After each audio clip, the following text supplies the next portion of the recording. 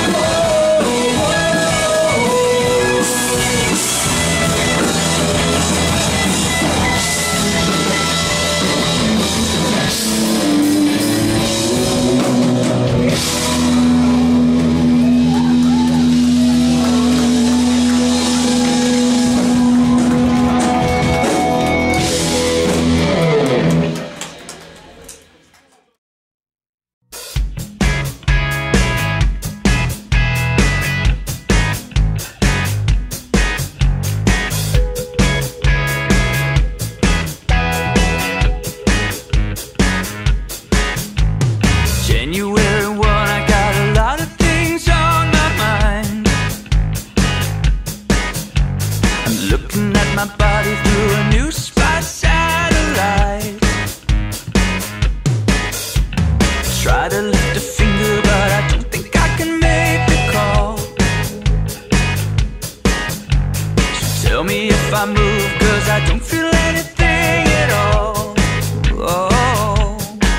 So carry me, I'm just a dead man lying on the carpet, can't find a heartbeat. Make me breathe, I wanna be a new man, tired of the old one, off with the old plan.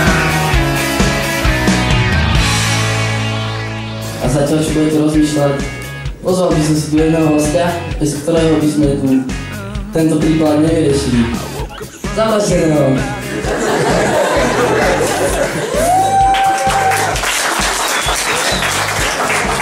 Well, I don't really know. Well, they've got hearts to break and burn, dirty hands to feel the earth. There's something in my veins, but I can't seem to make it work. It won't work. So carry me. A títo rolníci nazbierali trošku málo peňazí. Strašne málo peňazí a zaplatili si týchto 7 iných banditov, ale tentokrát títo banditi boli dobrí banditi, aby chránili túto dedinu. Ale za strašne smiešný peniaz. A veľa takých múdrych scén tam je, ale táto jedna sa mi páči, že oni za to málo peniazy tam strieľajú a chránia tú dedinu a jeden z nich, už teraz som si není istý, že ktorý to je, ale jeden z nich ho zastrelia a on tam zomiera a ten hlavný, toto je hlavný z nich, tento, ktorý všetkých zavolal a tento hlavný pri ňom je, ako zomiera, lebo je postrelený a ten zomierajúci hovorí, že prosím ťa, povedz mi, že sme tu boli kvôli pokladník. Lebo ja verím, že nie si taký sprostý, aby sme tu zomreli za týchto ľudí, za pár grošov. Ja som tu celý čas bol v tom, že ty si našiel nejaký poklad. A vlastne vyplynulo, že akokoľvek krásne to mohlo vyzerať, že za 5 grošov prišlo 7 statočných koubojov a tých 7 statočných koubojí položia život za tých dedinčanov, tak minimálne jeden z nich bol taký, ktorý celý čas myslel iba na to, že my tu vlastne sme kvôli tomu, že to je nejaký poklad a my ten poklad vyhrabeme a vôbec tu nejde o to, aby sme niekomu pomohli. Takže tam je krásna ukážka toho, že egoizmus môže vyzerať aj tak. A verím, že vtedy, takto, tento svet bude fungovať vtedy najlepšie, keď budeme ostatných dávať pred seba. Keď nebudeme seba dávať ako stred vesmíru, ako stred sveta a že všetko sa musí točiť okolo toho, ako ja chcem, ako ja cítim, ale verím, že Boh to tak vymyslel a tak stvoril, že najlepšie to je vtedy, keď my si dáme ostatných a okolie pred seba a snažíme sa slúžiť iným a slúžiť tomu okolu.